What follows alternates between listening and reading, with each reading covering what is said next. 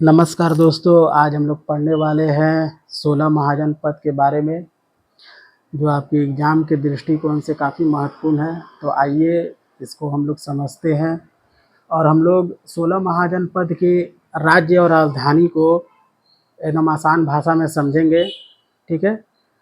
जो भी 16 महाजनपद के राज्य हैं और उनकी राजधानी, उसको हम लोग एकदम आसान भाषा में समझने का प्रयास करेंगे, ठीक है? तो सबसे पहले हम लोग 16 महाजनपद के जो लोकेशन है उसको हम लोग समझने का प्रयास करेंगे मैप के माध्यम से। ये पॉलिटिकल मैप से मैं आपको समझा रहा हूँ, उस तरह का मैप मेरे पास अभी उपलब्ध नहीं था, इसीलिए मैं इसी से आपको समझाने का प्रयास कर रहा हूँ, ठीक है?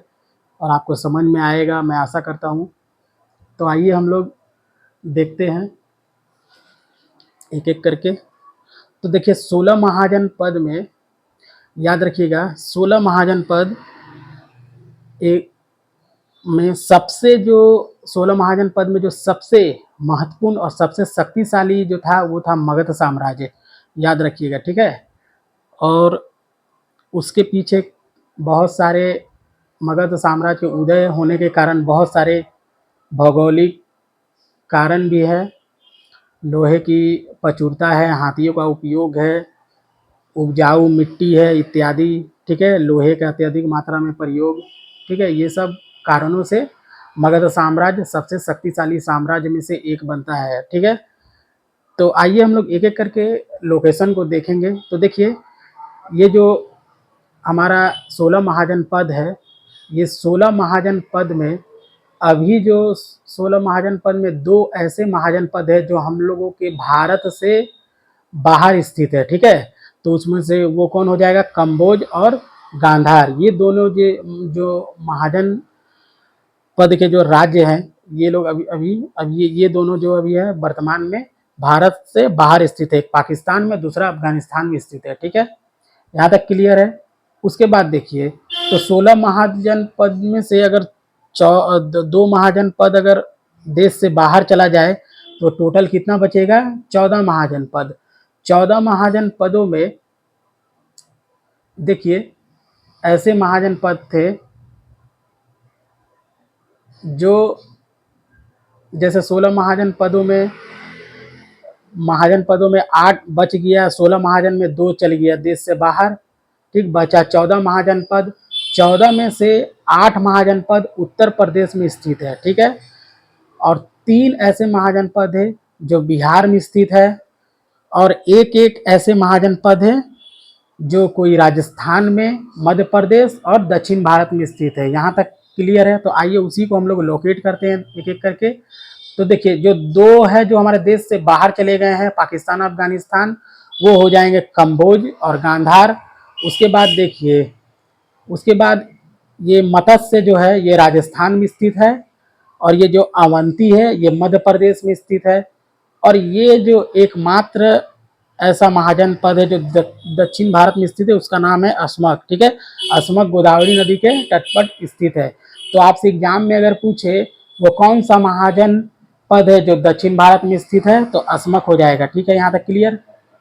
उसके बाद देखिए, अगर आपसे पूछे कि वो कौन सा महाजनपद है जो राजस्थान में स्थित है, तो मत्स्य हो जाएगा।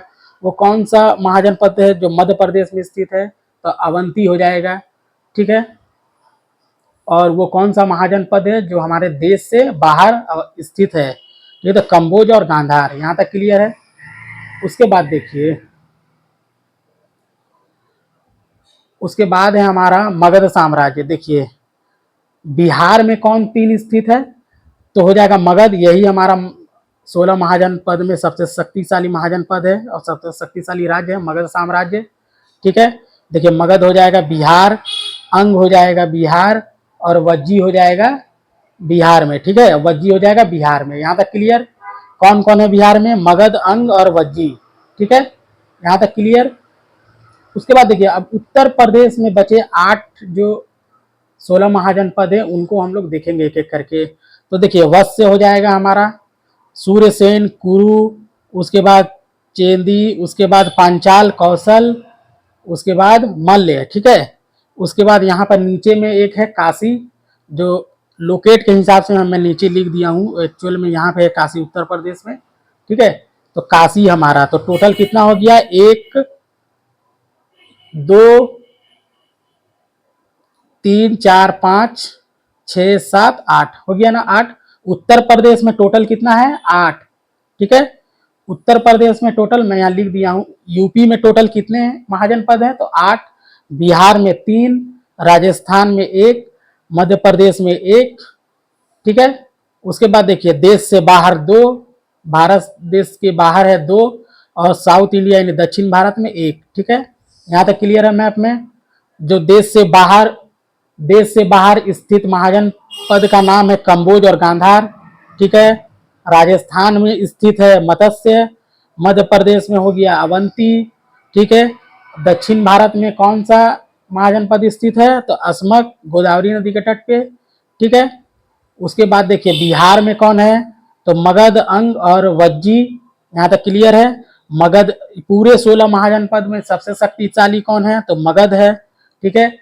आपसे पूछे कि वो 2 कौन ऐसे राज्य जो गणतंत्र, जिसमें गणतंत्र व्यवस्था स्थापित थी, तो हो जाएगा मल्ल और वज्जी। ये मल्ल और वज्जी में गणतंत्र व्यवस्था स्थापित थी, ठीक है।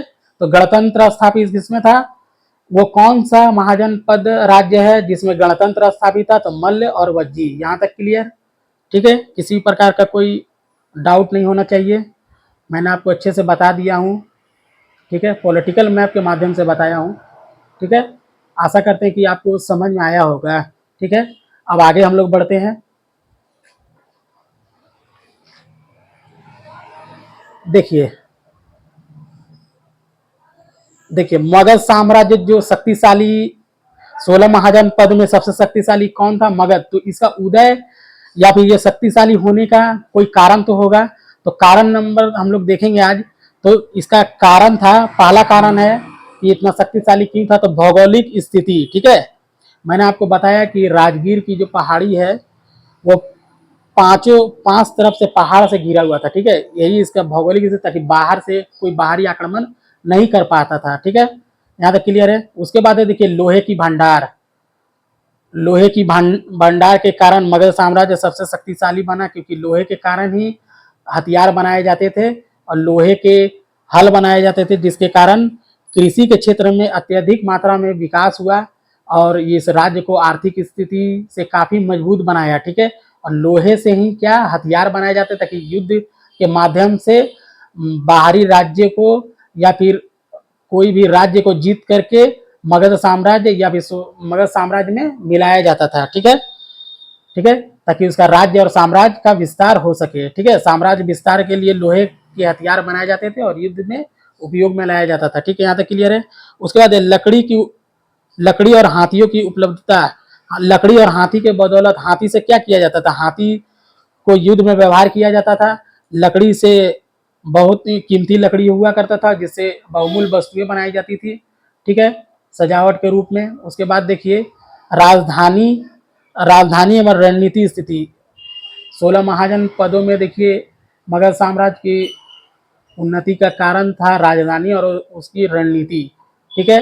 राजाओं का प्रोत्साहन मिलता था राज्य को विस्तार करने में, ठीक है। उसके बाद देखिए उपजाऊ गंगा का मैदान, तो यहाँ देखिए उपजाऊ गंगा का मैदान है और लोहे के द्वारा हल बनाया जा रहा है, लोहे का उपयोग अत्यधिक मात्रा में किया जा रहा है, जिसके कारण कृषि के क्षेत्र में महत्वपूर्ण भूमिका निभाता है। अत्यधिक मात्रा में कृषि होती है जिससे राज्य की आर्थिक स्थिति का मजबूत होना मगध साम्राज्य के विस्तार में बहुत महत्वपूर्ण भूमिका निभाता है, ठीक है। यहाँ तक क्लियर है।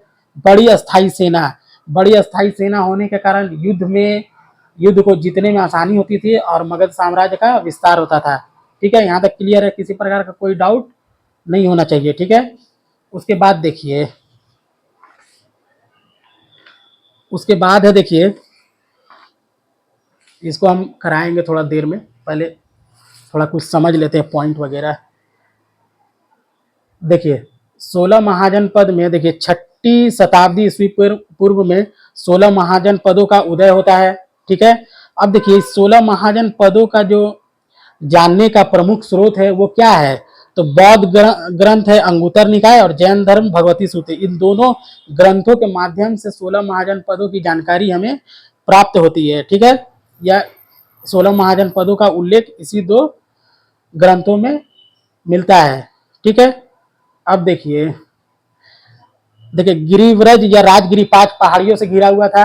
ठीक है, जिसके कारण बाहरी आक्रमण से सुरक्षा मिलता था, बाहरी आक्रमणकारी प्रवेश नहीं कर पाते थे। अब देखिए मगध साम्राज्य भी इतना शक्तिशाली हुआ, इसमें कुछ राजवंशों का उदय हुआ, जैसे हर्यक वंश, शिशुनाग वंश, नंद वंश, मौर्य वंश, शुंग वंश और कवर्ण वंश। ठीक है, इसको हम अलग से सेपरेट वीडियो बना के आपको बता देंगे। ठीक है, यही है भौगोलिक स्थिति में जो हम लोगों ने पढ़ा। भौगोलिक जब मगध साम्राज्य का उदय का कारण भौगोलिक स्थिति है, लोहे का भंडार है, उपजाऊ गंगा का मैदान है, लकड़ी और हाथियों की उपलब्धता है, बड़ी अस्थायी सेना है, बड़े पैमाने हाथियों का उपयोग होता था, राजधानी और रणनीति। ठीक है, ये हम लोगों ने पढ़ लिया था। अब देखिए उसके बाद देखिए कुछ पॉइंट है यहाँ पे, हम लोग उसको देखेंगे। देखिए बौद्ध धर्म और जैन धर्म का उदय 6ठी शताब्दी में हुआ और 16 महाजनपद और बौद्ध धर्म जैन धर्म का समय काल समान है, एक ही साथ दोनों का जो समय काल है एक ही है। ठीक है, इसीलिए बौद्ध धर्म 16 महाजनपदों की जानकारी हमें बौद्ध ग्रंथ और जैन ग्रंथ में जानने को मिलता है। ठीक है, उसके बाद 6ठी शताब्दी में दूसरी शहरीकरण की स्थापना होती है।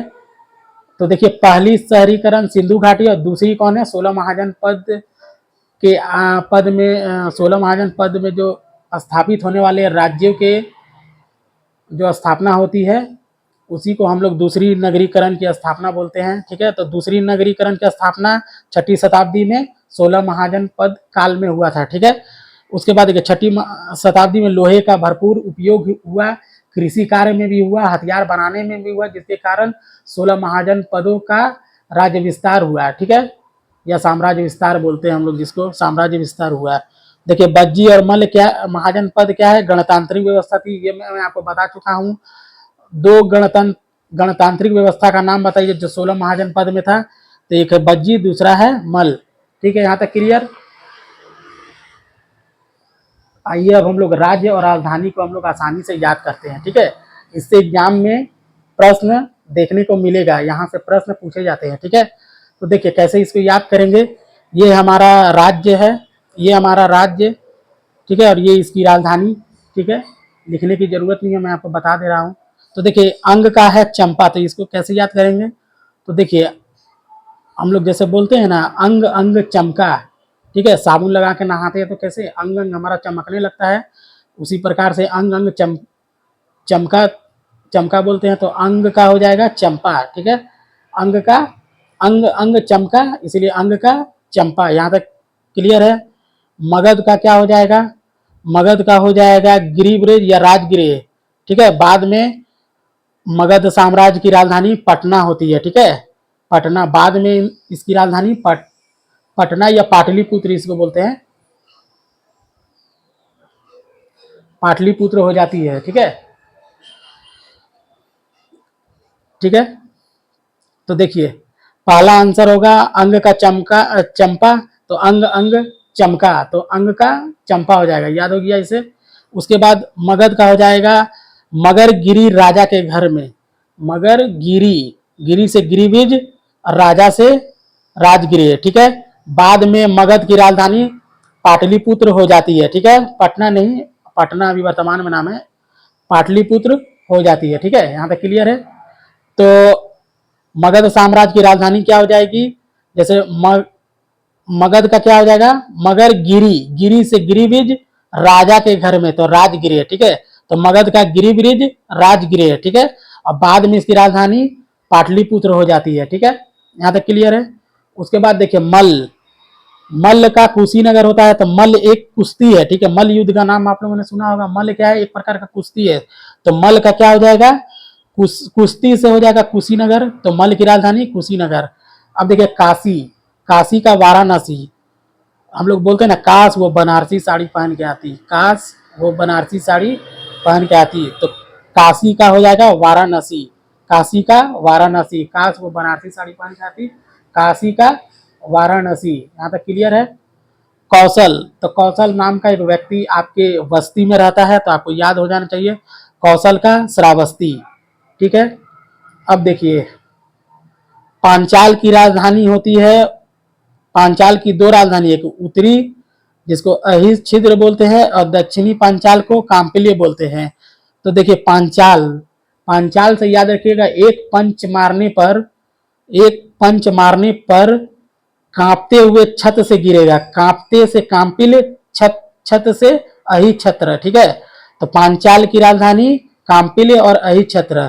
तो कैसे याद करेंगे हम लोग, पंच, किसी को पंच मारेंगे तो क्या होगा, कांपते हुए, कांपते से काम्पिल्य, छत से गिरेगा, कांपते हुए छत से गिरेगा, तो काम्पिल्य और अहि छत्र से अहिछत्र, ठीक। तो उत्तरी पांचाल की राजधानी अहिछत्र, दक्षिणी पांचाल की राजधानी काम्पिल्य। तो पांचाल की राजधानी हम समझ में आ गया। पांचाल की राजधानी क्या हो जाएगा, पंच, एक पंच मारेंगे तो क्या होगा, कांपते हुए छत से गिरेगा, कांपते से काम्पिल्य, छत से अहिछत्र, याद हो गया। अब देखिए कुरु, कुरु, देखिए कुरुक्षेत्र की लड़ाई में इंद्रप्रस्थ हो गया, ठीक है, कुरुक्षेत्र की लड़ाई में इंद्रप्रस्थ हो गया, तो कुरुक्षेत्र का इंद्रप्रस्थ, ठीक है। बज्जी, अब देखिए, अब इसको याद रखें, वज्जी, वज्जी होता है ना, वाजी, कहाँ चले, वाजी होता है ना, वाजी, साली से मिलने, साली से मिलने, वज्जी, साली से मिलने से हो जाएगा मिथिला, ठीक है। वज्जी, कहाँ चले, साली से मिलने, तो साली से वैशाली, मिलने से मिथिला, ठीक है। और इसकी एक राजधानी विदेह भी है, ठीक है। तो वज्जी की राजधानी वैशाली, मिथिला, विदेह, ठीक है। याद रखिएगा वज्जी गणतांत्रिक, गणतांत्रिक राज्य था, यहाँ पे गणतांत्रिक व्यवस्था था वज्जी में। और एक गणतांत्रिक राज्य मैं आपको पहले ही बता चुका हूँ, कौन था, तो मल्ल, मल्ल क्या है, गणतांत्रिक राज्य व्यवस्था यहाँ मल्ल में था।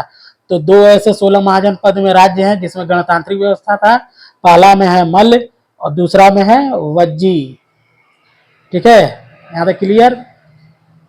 उसके बाद देखिए वत्स्य, वत्स्य, हम लोग किसी साधु को उपहार देते हैं या कोई वस्तु देते हैं तो जाओ वत्स्य सदा कौश भरा रहे, तुम्हारा कौश भरा रहे, वत्स्य तुम्हारा कौश भरा रहे, तो वत्स्य से कौशाम्बी, ठीक है।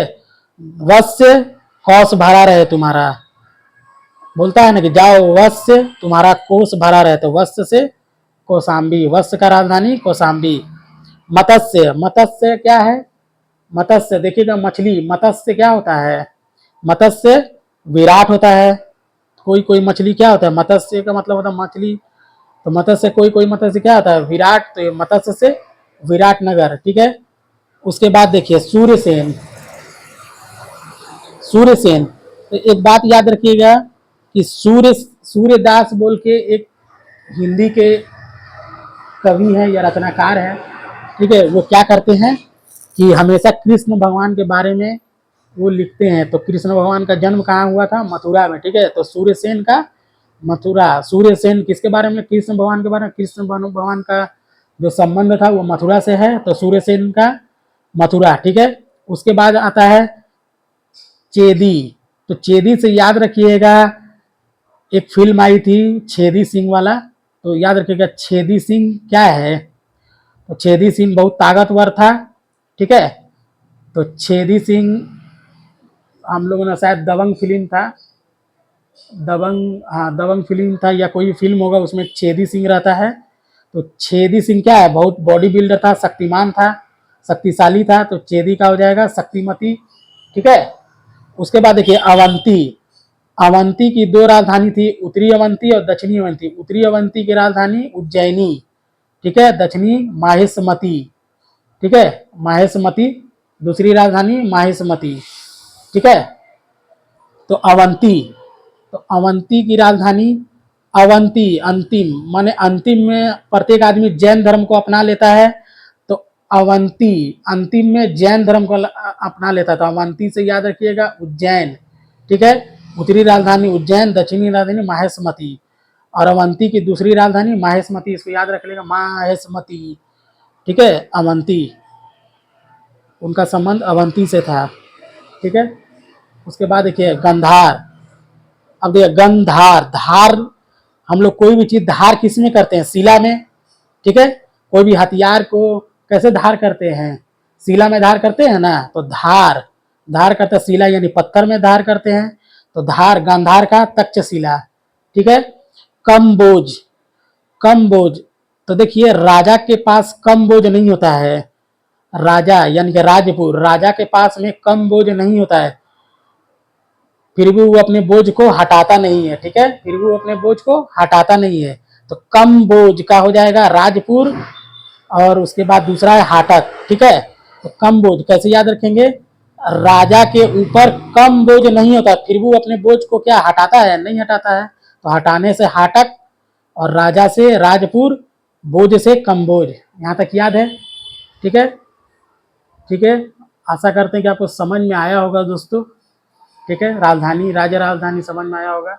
अब कुछ क्वेश्चन आंसर हम लोग करते हैं इससे मिलता जुलता, ठीक है। ये हमारा निर्मल प्रकाशन का बुक है, इससे हम लोग थोड़ा सा क्वेश्चन आंसर करते हैं, कुछ कुछ क्वेश्चन को करने का प्रयास करते हैं। जैसे देखिए 21 नंबर क्वेश्चन है, ठीक है।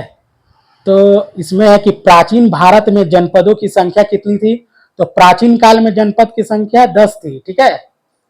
उसके बाद देखिए भारत के इतिहास में 6ठी शताब्दी ईस्वी पूर्व में एक महत्वपूर्ण घटना घटी, क्या घटना घटी, महाजन पदों का उदय हुआ, ठीक है, 16 महाजन पदों का उदय होता है, ठीक। उसके बाद देखिए 23 नंबर में है कि प्राचीन प्राचीन भारत में महाजन पदों की संख्या कितनी थी, तो 16 महाजन पद, ठीक है। महाजन पद में स्वर प्रमुख था, तो 16 महाजन पदों में मैं आपको पहले बता चुका हूं कि सबसे शक्तिशाली मगध साम्राज्य था, ठीक है।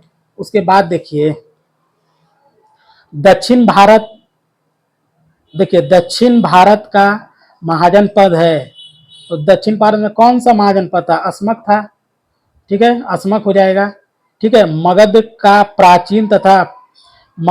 प्राचीन तथा प्रथम राजधानी कौन सी थी, तो मगध क्या है, मगध गिरी राजा के घर में, तो गिरी ब्रज, ठीक है, गिरी ब्रज हो जाएगा ये वाला। उसके बाद देखिए रामायण में कितने जनपदों का उल्लेख है, तो 16 महाजनपदों का उल्लेख है, यहाँ तक क्लियर। उसके बाद देखिए भारत का प्रथम ऐतिहासिक, ये नहीं होगा, पाटलिपुत्र, पाटलिपुत्र राजधानी थी, तो पाटलिपुत्र किसकी राजधानी थी, मैंने आपको बोला था कि राजगिरी और गिरिब्रिज था राजधानी, बाद में पाटलिपुत्र मगध की राजधानी बनती है, तो मगध हमारा आंसर हो जाएगा, यहाँ तक क्लियर है। उसके बाद देखिए 6ठी शताब्दी ईस्वी पूर्व में उत्तर भारत में उदय हुए कुछ गणतांत्रिक, गणतांत्रिक बोला है, ठीक है, गणतांत्रिक राज्यों में से एक था, तो कौन सा था, मगध था, गांधार था, मल्ल था, अवंती था, कौन था, मल्ल, मल्ल था, और एक था वज्जी, ठीक है, मल्ल और वज्जी दो गणतांत्रिक राज्य थे 16 महाजनपद में उत्तर भारत में, ठीक है। उसके बाद देखिए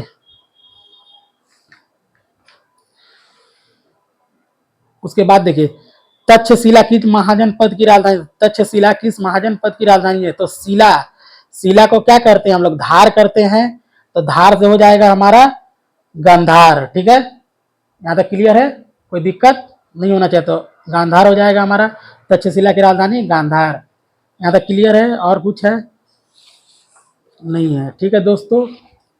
हम लोगों ने 16 महाजन पद को समाप्त किया, आशा करते हैं कि आपको ये वीडियो समझ में आया होगा, ठीक है। फिर हम लोग मिलते हैं किसी और वीडियो के साथ, ठीक है, तब तक के लिए धन्यवाद। और एक बात बोल रहे कि वीडियो को ज़्यादा से ज़्यादा लाइक कीजिएगा, सब्सक्राइब कर लीजिएगा चैनल को, और अपने दोस्तों को शेयर कीजिएगा, ठीक है, ताकि मैं इसी तरह वीडियो बनाऊं और आपको लाभ हो सके, ठीक है। मिलते हैं एक नए वीडियो के साथ, तब तक के लिए धन्यवाद।